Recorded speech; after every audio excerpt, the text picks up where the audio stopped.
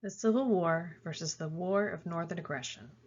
Reflections on Education Through Storytelling by Jessica H. Snyder. In this presentation, I will attempt to answer a series of questions designed to critically examine my experiences through storytelling. The issue of states' rights and autonomy versus federal rights is an argument that goes back to the founding of our country and is still an issue today. In my Southern high school, I was taught a different perspective on the Civil War, the War of Northern Aggression.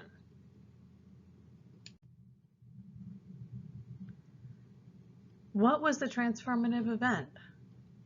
For me, it was the cognitive dissonance of being taught the Civil War as Mr. Trammell called it, the War of Northern Aggression, with a thick Southern drawl. And he seemed to relish in the way he taught it.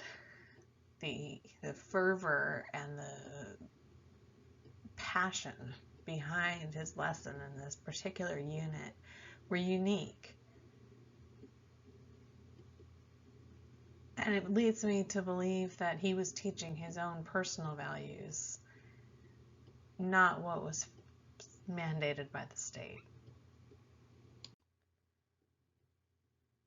My AP US History class was taught by a beast of a man. He was beyond portly and always ill-tempered. Someone quietly advised one of my classmates to tiptoe through his class, and by the end of the second day of school, that had rippled through the entire junior class, not just the AP US History students. If you fell asleep in his class, he would bang his fist on your desk and shout your name simultaneously.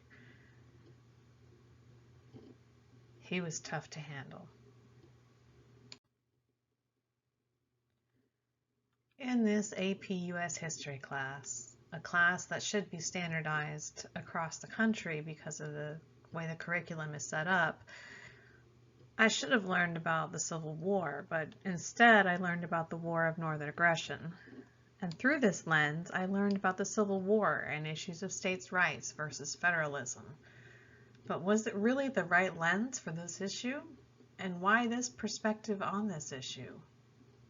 History is written by the victors, after all.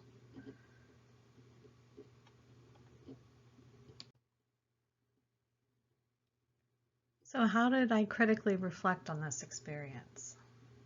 Well, I did so in a couple ways. First of all, it reminded me that there really are people in this world who believe this worldview is true and accurate. And they believe it sincerely. It is not for show, it is not for play, it is a genuinely held worldview. And that to me is terrifying. And at the time, I recall talking with my peers out of class, wrestling with that cognitive dissonance between the War of Northern Aggression and the Civil War. So was it that slavery wasn't a major issue in the war until Abraham Lincoln wrote the Emancipation Proclamation? Or was slavery one of the driving forces behind abolitionists' role in the war from the get-go? To this day, I still am not sure.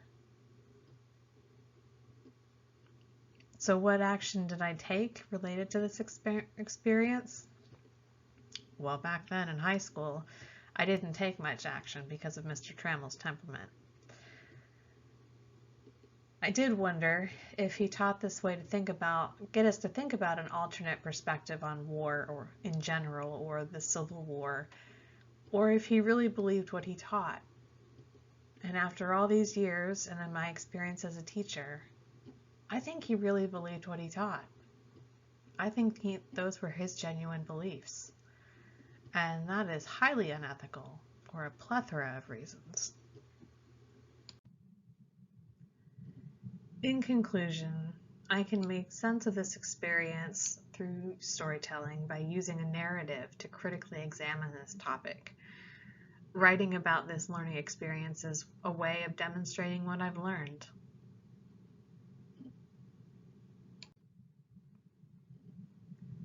Thank you for viewing my presentation.